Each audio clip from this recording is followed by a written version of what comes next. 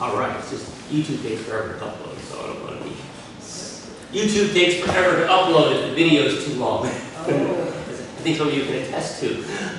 All right, so in Luke 18, and this is just kind of a showing of putting things in proper historical context. Jesus is getting ready to enter into Jerusalem. And if we think about the history of the temple, when Herod rebuilt the temple, it was this big, became this big, beautiful building, but what never came back? The ark.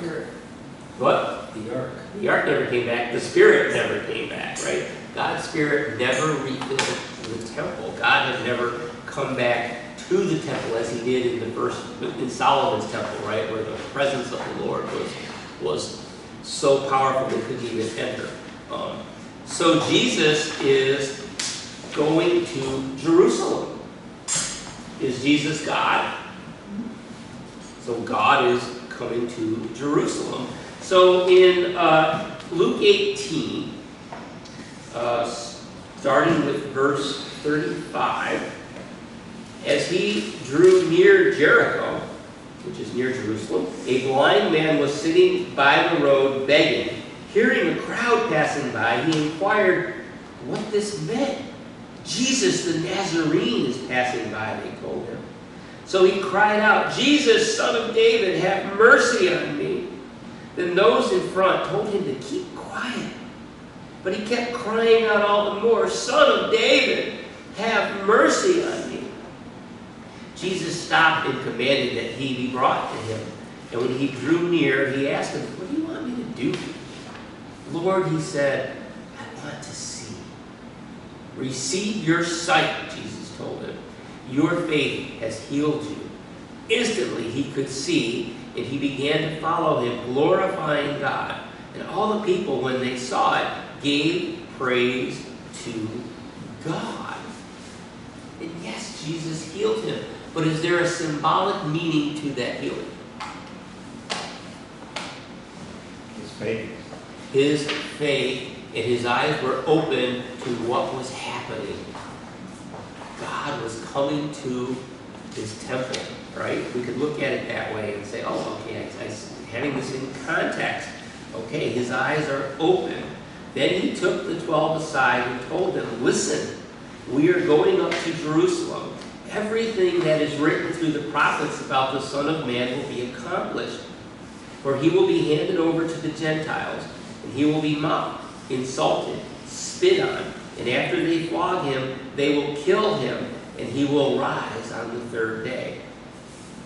And they understood none of these things.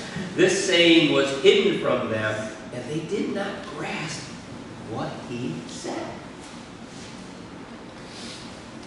What? What are you talking about? They're expecting Jesus as the Messiah to do what? Conquer. In the flesh. In the flesh. Take over. Get Rome out of the picture. And Jesus is telling him this, which is actually in Malachi, which is the last book of the Old Testament, Malachi chapter 3, verses 1, 2, and 3, God says through his prophet, see, I'm going to send my messenger, and he will clear the way before me. Then the Lord you seek will suddenly come to his temple. The messenger of the covenant you desire, see, he is coming, says the Lord of hosts. But who can endure the day of his coming? And who will be able to stand when he appears? For he will be like a refiner's fire and like cleansing lye. He will be like a refiner and purifier of silver. He will purify the sons of Levi and refine them like gold and silver. Then they will present offerings to the Lord in righteousness, and the offerings of Judah and Jerusalem will please the Lord as in the days of old and years gone by. So there is a prophecy, and the question is that Jesus coming to Jerusalem, or is that at the end of time, or maybe it's both? And we just here to argue that. But looking at that prophecy and looking at Jesus coming in Reformed theology, introduces the idea that at least this is happening, that God is coming to his temple.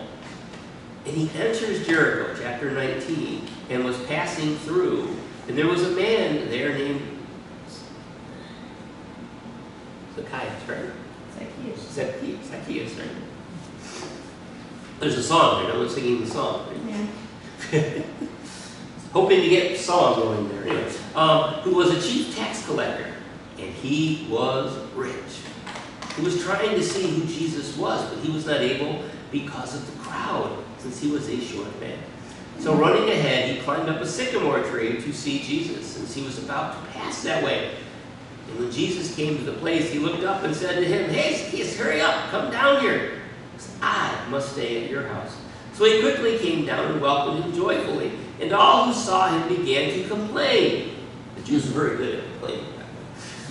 He's gone to lives with a sinful man. Zacchaeus stood there and said to the Lord, "Look, I'll give half of my possessions to the poor, Lord. And if I have extorted anything from anyone, I'll pay back 4 times as much."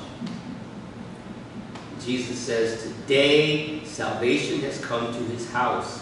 And Jesus told him, because he too is a son of Abraham. For the Son of Man has come to seek and save the lost. Why has Jesus come? To seek and save the lost. Yes. Now he's going to give a parable.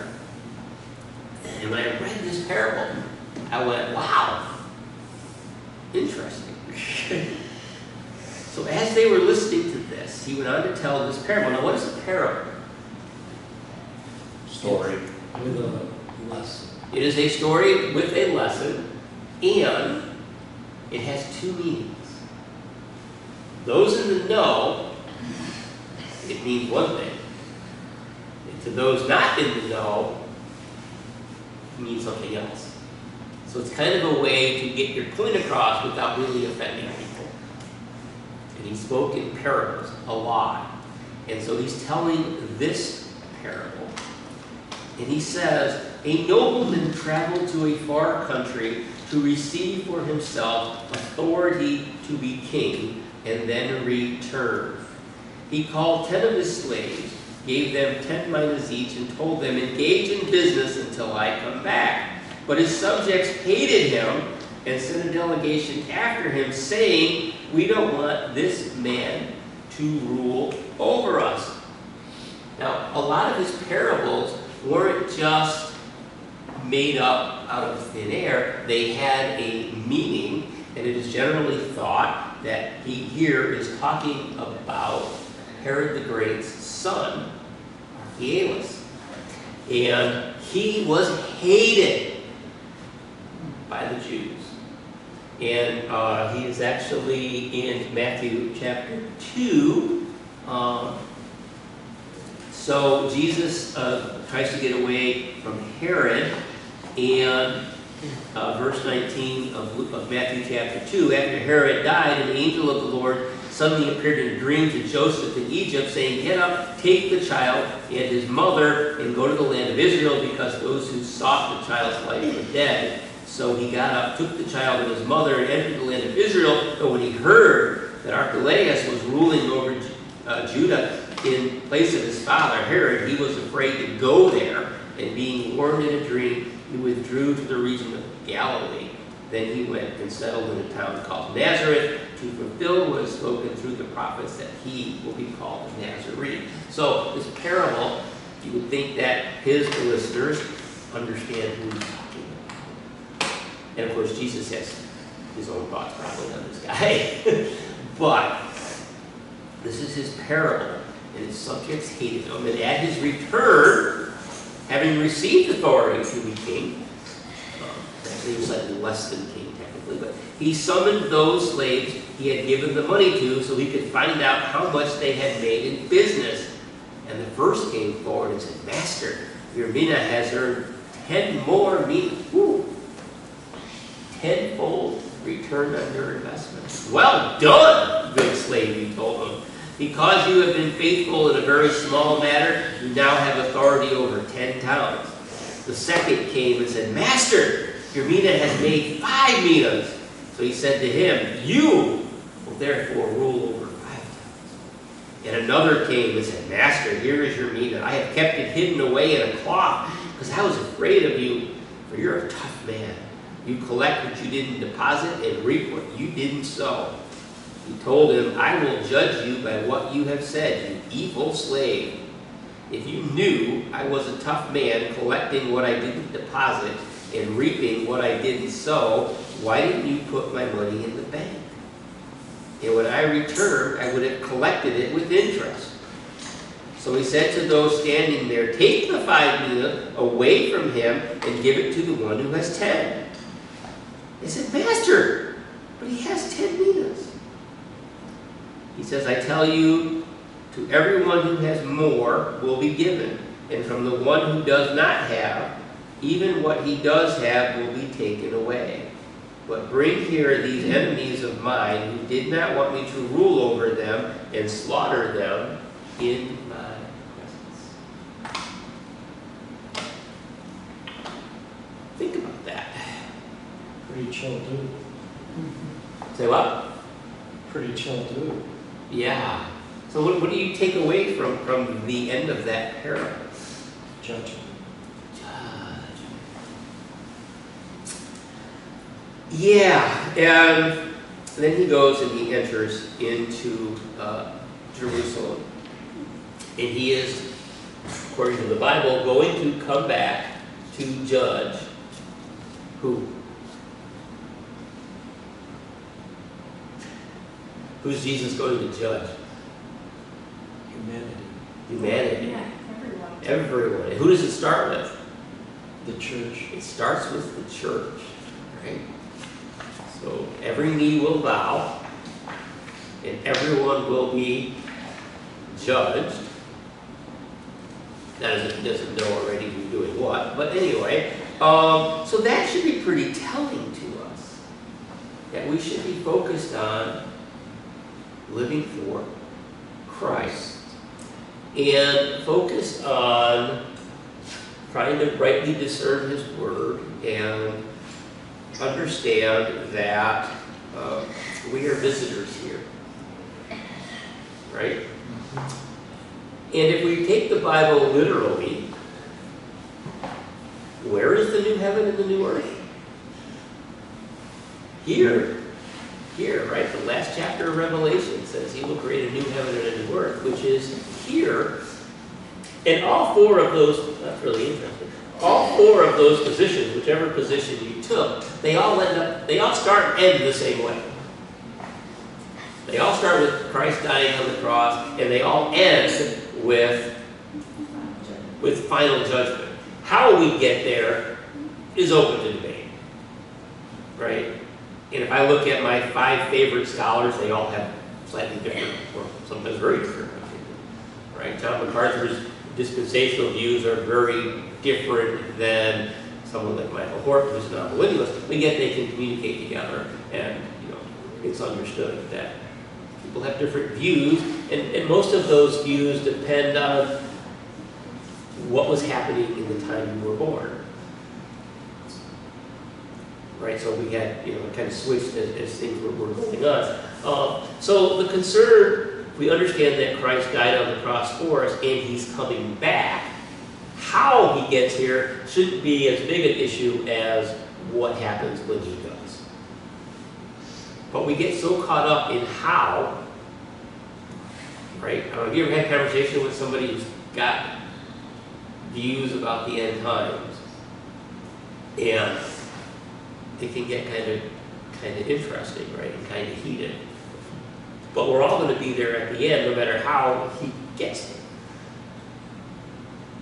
And I think it's interesting today that a couple of things have happened in our culture that create what could be a problem. One is Jesus coming to judge. What is the big word now? Tolerance. What? Tolerance. Tolerance. Yes. Acceptance. Right? If I want to worship this and this can get me to heaven, who are you to judge me? Right? They're all laughing.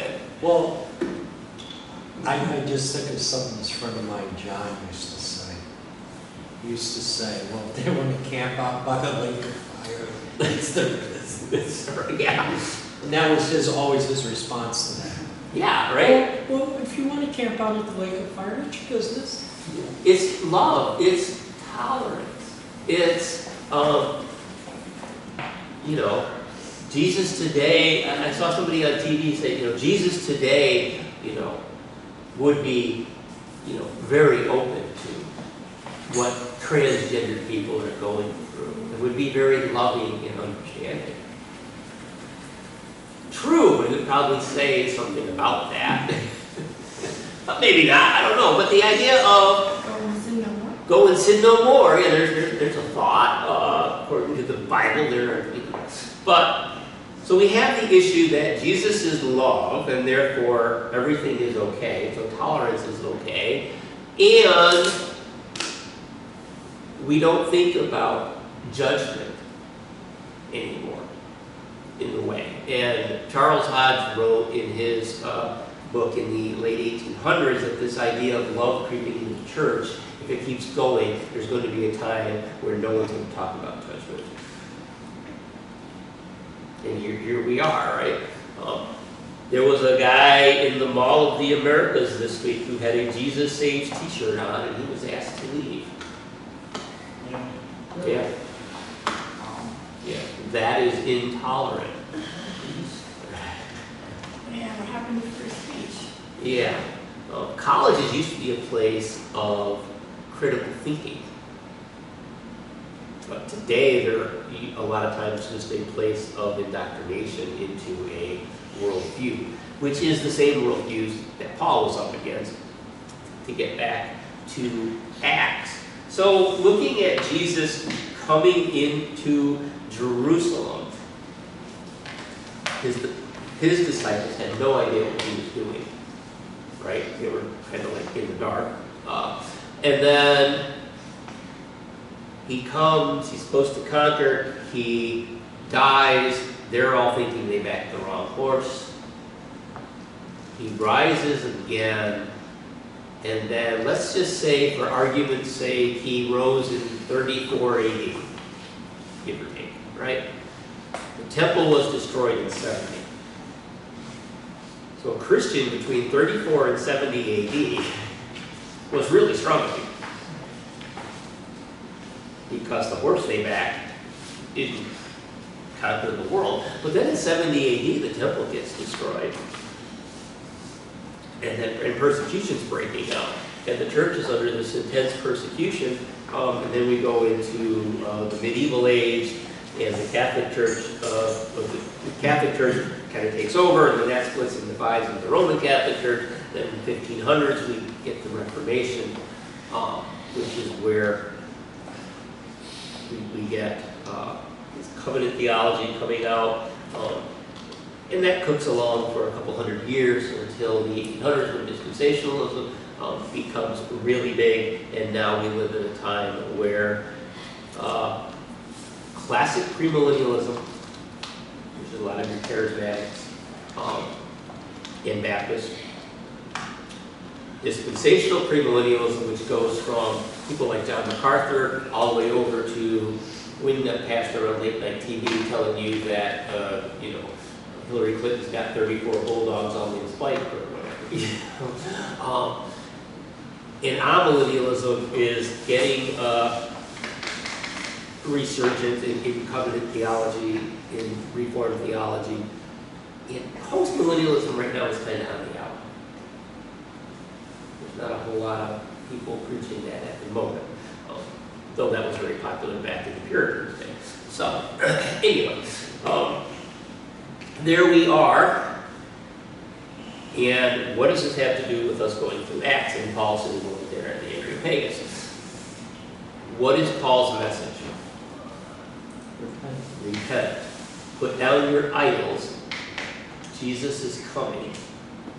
And when you read his writings, was he expecting to die before Jesus came back?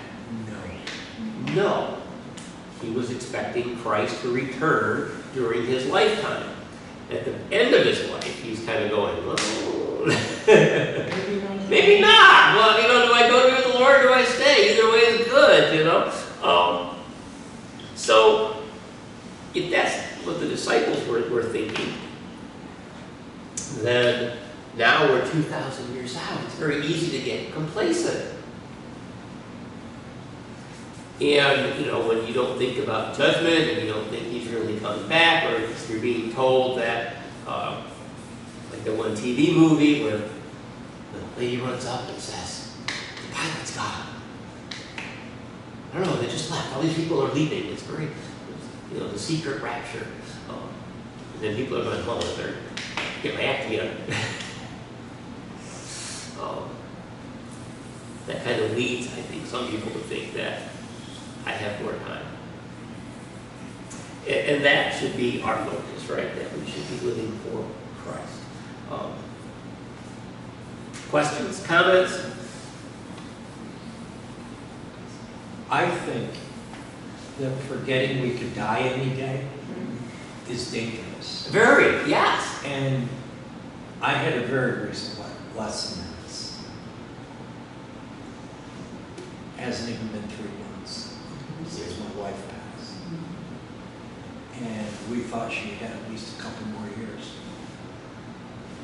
And we didn't even make our 3-month anniversary. And and I generally, when I teach on this, one of the things I like to bring home is this stuff doesn't matter so much if you get hit by a train today. Right, exactly, yes. Yeah. This stuff can be very distracting because it can take you away from the fact, particularly when you think all these things have to happen. Yes. Not if someone runs through a red light. Right. Not if you have a heart attack. Yeah, I think that's one of Satan's big tricks, right? Is we have plenty of time. And that, to me, I think is the big issue. We argue how he's coming back, not worrying about the fact that, A, he is coming back, and whether we're alive or whether we die before he comes back, are we ready? Right?